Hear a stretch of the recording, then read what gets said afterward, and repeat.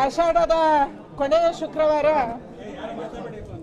ಇವತ್ತು ಲೋಕಸಭೆಯ ಅಧಿವೇಶನ ಇದ್ರೂ ಕೂಡ ತಾಯಿಯ ದರ್ಶನ ಮಾಡಲೇಬೇಕು ಅಂತ ಹೇಳಿ ಪರ್ಮಿಷನ್ ತಗೊಂಡು ನಾವಿಲ್ಲಿ ಬಂದಿದ್ದೀವಿ. ತಾಯಿಯ ದರ್ಶನ ಮಾಡಿ ಆನಂದ ಆಗಿದೆ. ಅವಳು ನಾಡಿನ ಶಕ್ತಿ ದೇವತೆ, ನಮ್ಮೆಲ್ಲರಿಗೂ ಕೂಡ ಶಕ್ತಿ ಕೊಡುವಂಥವಳು. ದೇಶದ ಹಲವಾರು ಭಾಗದಲ್ಲಿ, ನಮ್ಮ ರಾಜ್ಯದ ಹಲವಾರು ಭಾಗದಲ್ಲಿ ನೆರೆ ಬರ್ತಾ ಇದೆ. ಒಂದು ರೀತಿಯಲ್ಲಿ ತುಂಬ ಕಡೆಗಳಲ್ಲಿ ಭೂಕುಸಿತ ಆಗ್ತಾ ಇದೆ. ಕರಾವಳಿ ಪೂರ್ತಿ ಮಳೆಯಿಂದ ಮುಳುಗಿದೆ.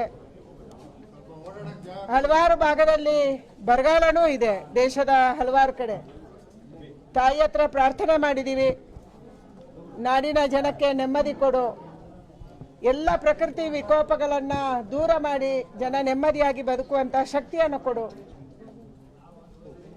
ಇವತ್ತು ಅವಳ ದರ್ಶನ ಮಾಡಿ ನಮ್ಮೆಲ್ಲರಿಗೆ ಖುಷಿಯಾಗಿದೆ. ಬಹಳ ದೊಡ್ಡ ಪ್ರಮಾಣದಲ್ಲಿ ಜನರೂ ಇದ್ದಾರೆ. ಅದಕ್ಕಾಗಿ ತಾಯಿಗೆ ಮತ್ತೊಂದು ಸರಿ ನಾಡಿನ ಪ್ರಗತಿಗೆ, ನಾಡಿನ ಒಳ್ಳೆಯದಕ್ಕೆ, ಜನಕ್ಕೆ ಒಳ್ಳೆಯದಾಗಲಿ ಅನ್ನುವಂಥ ಪ್ರಾರ್ಥನೆಯನ್ನ ಸಲ್ಲಿಸಿ ನಾವು ಕೆಳಗೆ ಬಂದಿದ್ದೀವಿ. ಮೇಡಮ್, ಈ ಬಾರಿ ಬಜೆಟ್ ನಂತರ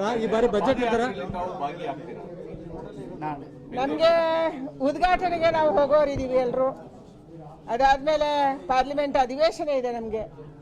ಅದಕ್ಕಾಗಿ ಅಧಿವೇಶನಕ್ಕೆ ನಾವು ವಾಪಸ್ ಹೋಗಬೇಕು. ಹಲವಾರು ಬಿಲ್ಗಳಿದ್ದಾವೆ, ಚರ್ಚೆ ನಡೀತಾ ಇದೆ, ನಮ್ಮ ಇಲಾಖೆ ಬಗ್ಗೆ ಚರ್ಚೆ ಇದೆ. ಈ ಕಾರಣಕ್ಕಾಗಿ ವಾಪಸ್ ನಾವು ಎಲ್ಲರೂ ಕೂಡ ಭಾನುವಾರ ಡೆಲ್ಲಿಗೆ ಹೋಗ್ತೀವಿ. ಉದ್ಘಾಟನೆಯಲ್ಲಿ ನಾವೆಲ್ಲರೂ ಕೂಡ ಇರ್ತೀವಿ. ರಾಜ್ಯಪಾಲರು ನೋಟಿಸ್ ಅನ್ನು ನೀಡಿದ್ದಾರೆ. ರಾಜಭವನ ದುರ್ಬಳಕೆ ಬಿಜೆಪಿ. ಸಿದ್ದರಾಮಯ್ಯನವರು ಸ್ವತಃ ಒಪ್ಕೊಂಡಿದ್ದಾರೆ. ವಾಲ್ಮೀಕಿ ಅಭಿವೃದ್ಧಿ ನಿಗಮದಲ್ಲಿ 187 ಕೋಟಿ ಭ್ರಷ್ಟಾಚಾರ ಅಲ್ಲ, 87 ಕೋಟಿ ಆಗಿರುವುದು ಅಂತ ಅಧಿವೇಶನದ ಒಳಗೆ ಅವರು ಒಪ್ಕೊಂಡಿದ್ದಾರೆ. ನಂಬರ್ 1.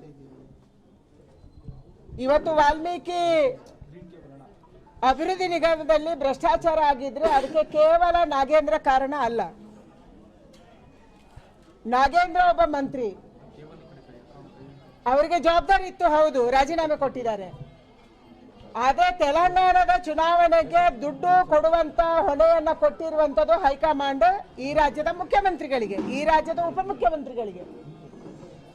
ತೆಲಂಗಾಣ ಚುನಾವಣೆಗೆ ನಮ್ಮ ರಾಜ್ಯದ ಹಣ ಹೋಗಿದ್ರೆ, ನಮ್ಮ ಬಡವರ ಹಣ ಹೋಗಿದ್ರೆ, ಸರ್ಕಾರದ ಹಣ ಹೋಗಿದ್ರೆ, ನಮ್ಮ ತೆರಿಗೆ ಹಣ ಹೋಗಿದ್ರೆ ಅದಕ್ಕೆ ಕಾರಣ ಅದರ ಹಿಂದಿರುವಂತ ಬಹಳ ದೊಡ್ಡ ಶಕ್ತಿ ಅದು ಮುಖ್ಯಮಂತ್ರಿಗಳು.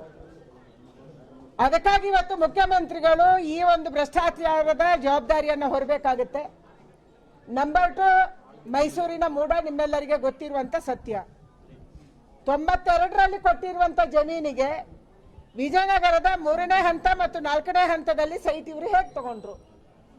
ಮತ್ತೆ ಸಿದ್ದರಾಮಯ್ಯನವರು ಎಲ್ಲ ಪ್ರಕ್ರಿಯೆ ನಡೆಯುವಂತ ಸಂದರ್ಭದಲ್ಲಿ ಕೂಡ ಸಂವಿಧಾನಾತ್ಮಕ ಪೋಸ್ಟ್ ಅಲ್ಲಿ ಇದ್ರು, ಮಂತ್ರಿ ಆಗಿದ್ರು, ಇಲ್ಲ ವಿರೋಧ ಪಕ್ಷದ ನಾಯಕ ಆಗಿದ್ರು, ಈಗ ಮುಖ್ಯಮಂತ್ರಿ ಆಗಿದ್ದಾರೆ.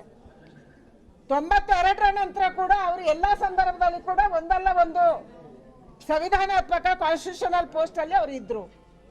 ಅವರ ಮೂಗಿನ ನೇರದ ಮುಂದೆನೆ ಈ ಒಂದು ಸೈಟ್ ಹಂಚಿಕೆಯ ಪ್ರಕ್ರಿಯೆ ನಡೆದಿದೆ.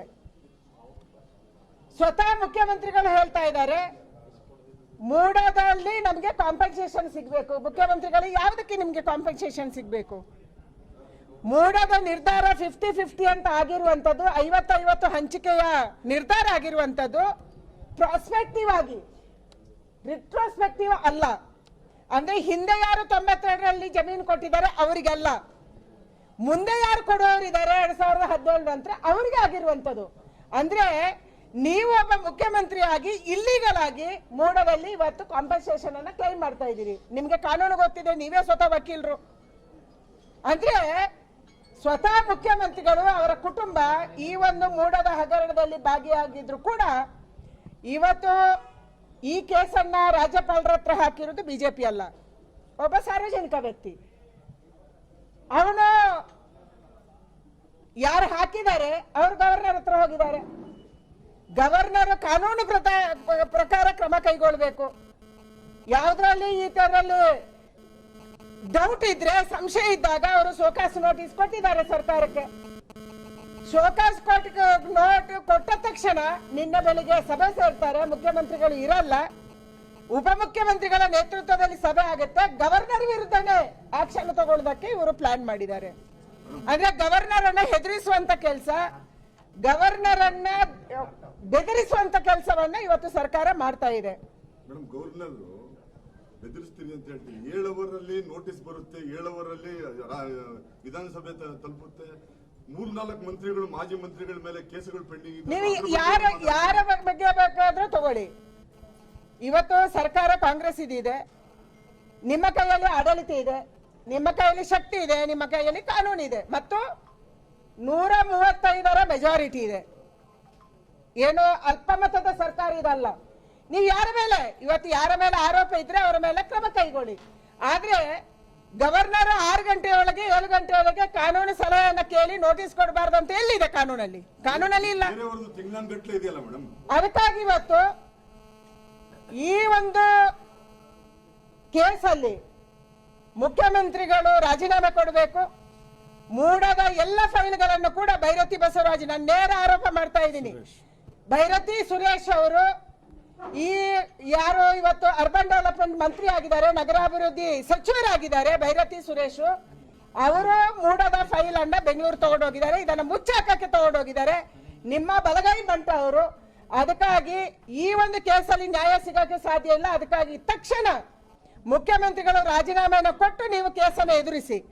ಇದರಲ್ಲಿ ನ್ಯಾಯಯುತವಾಗಿ ಇದೆ ಅಂತಂದ್ರೆ ಖಂಡಿತವಾಗಿ ಬರುವಂತ ದಿನ ನೀವು ಮತ್ತೆ ಮುಖ್ಯಮಂತ್ರಿ ಆಗ್ಬೋದು, ಯಾಕಂದ್ರೆ ನಿಮ್ಗೆ ಮೆಜಾರಿಟಿ ಇದೆ. ಆದ್ರೆ ನೀವು ಕೇಸನ್ನು ಎದುರಿಸಬೇಕು. ಜೊತೆಗೆ ಇವತ್ತು ಶೋಕಾಸ್ ಕೊಟ್ಟ ನೋಟಿಸ್ಗೆ ನೀವು ಹೆದರಿ ಬಿಟ್ಟು ಈ ರೀತಿಯ ನಿರ್ಧಾರವನ್ನ ತಗೊಂಡ್ರೆ ಕರ್ನಾಟಕದ ಜನ ನೋಡ್ತಾ ಇದ್ದಾರೆ. ಇದಕ್ಕೆ ಒಂದೇ ಒಂದು ಪರಿಹಾರ, ಮುಖ್ಯಮಂತ್ರಿಗಳು 2 ಕೇಸಲ್ಲಿ ಅಪರಾಧಿಗಳು. ಅವ್ರು ಕೇವಲ ಆರೋಪಿ ಅಲ್ಲ, ಅವರು 2 ಕೇಸಲ್ಲಿ ಅಪರಾಧಿಗಳು.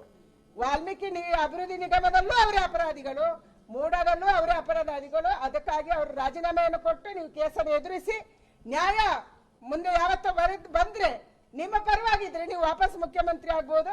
ಆದ್ರೆ ಆಗುವಂತ ಚಾನ್ಸಸ್ ಇಲ್ಲ, ಯಾಕಂದ್ರೆ ನೀವೇ ಹಣಕಾಸು ಸಚಿವರು, ನೀವೇ ತೆಲಂಗಾಣಕ್ಕೆ ದುಡ್ಡು ಕೊಟ್ಟಿರುವಂತದ್ದು. ನಾಗೇಂದ್ರ ಒಂದು ನೆಪ ಮಾತ್ರ. ನಾಗೇಂದ್ರ, ಅದಕ್ಕೆ ನಾನು ಯಾವಾಗ್ಲೂ ಹೇಳ್ತೀನಿ, ನಾಗೇಂದ್ರ ಸಣ್ಣ ಮೀನು, ದೊಡ್ಡ ತಿಮಿಂಗಿಲಗಳು ನೀವುಗಳೇ.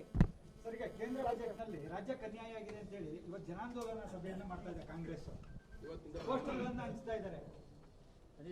ಯಾವುದರಲ್ಲಿ ಅನ್ಯಾಯ ಆಗಿದೆ ಅವ್ರು ತಿಳಿಸ್ಬೇಕು. ಬಹಳ ಸ್ಪಷ್ಟವಾಗಿ ನಿರ್ಮಲಾ ಸೀತಾರಾಮನ್ ಅವರು ಮೊನ್ನೆ ಬೆಂಗಳೂರು ಬಂದಾಗ ಎಲ್ಲ ರಾಜ್ಯಗಳಿಗೆ ಕೂಡ ಅಲ್ಲಿ ಬಿಜೆಪಿ ಇರ್ಬೋದು, ಅಲ್ಲಿ ಬಿಜೆಪಿ ಇಲ್ಲದಿರ್ಬೋದು, ನಾವು 1 ಸೀಟ್ ಆದ್ರೂ ಗೆಲ್ಬಹುದು, ನಾವು 1 ಸೀಟನ್ನು ಗೆಲ್ಲದೇ ಇರ್ಬೋದು.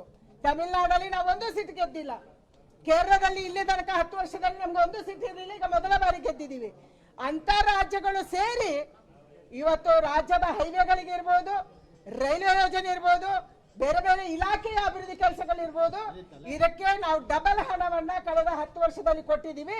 ಇವತ್ತು ದೇಶದಲ್ಲಿ ಯಾವ ಕೆಲಸವನ್ನ 50 ವರ್ಷದಲ್ಲಿ ಕಾಂಗ್ರೆಸ್ ಮಾಡಿತ್ತೋ ದೇಶದಲ್ಲಿ, ಅದನ್ನ 10 ವರ್ಷದಲ್ಲಿ ಮಾಡೋ ಪ್ರಯತ್ನ ನಾವು ಮಾಡಿದೀವಿ. ಹಣಕಾಸಿನ ಎಲ್ಲ ನೆರವನ್ನು ಕೂಡ ರಾಜ್ಯ ಸರ್ಕಾರಕ್ಕೆ ಕೊಡುವಂತದ್ದು ಮಾಡಿದ್ವಿ. ಅಂಕಿಅಂಶ ನಿಮ್ಮ ಮುಂದೆ ಇದೆ. ಇದರ ಬಗ್ಗೆ ನಾನು ಸಪರೇಟ್ ಆಗಿ ಬೇಕಾದ್ರೆ ಅಂಕಿಅಂಶಗಳ ಜೊತೆ ಮಾತಾಡ್ತೀನಿ. ಆದ್ರೆ ಕರ್ನಾಟಕ ರಾಜ್ಯಕ್ಕೆ ನ್ಯಾಯ ಕೊಡುವಂತ, ಕರ್ನಾಟಕ ರಾಜ್ಯದ ಎಲ್ಲ ಅಭಿವೃದ್ಧಿ ಯೋಜನೆಗಳಿಗೆ ನ್ಯಾಯ ಕೊಡುವಂತ, ದುಡ್ಡು ಕೊಡುವಂತ ಕೆಲಸವನ್ನ ಕೇಂದ್ರ ಸರ್ಕಾರ ಮಾಡ್ತಾ ಇದೆ. ಹಣ ಕೊಡ್ಲಿಲ್ಲ. ಮೇಕೆದಾಟು ಬಗೆಹರಿಬೇಕಲ್ಲ, ಮೇಕೆದಾಟು ಬಗೆಹರಿಸಿ. ನೀವು ಫಸ್ಟ್ ಕೋರ್ಟ್ ಅಲ್ಲಿ ಬಗೆಹರಿಸ್ಕೊಳ್ಳಿ, ಆಮೇಲೆ ಬನ್ನಿ ನಮ್ಮ ಹತ್ರ.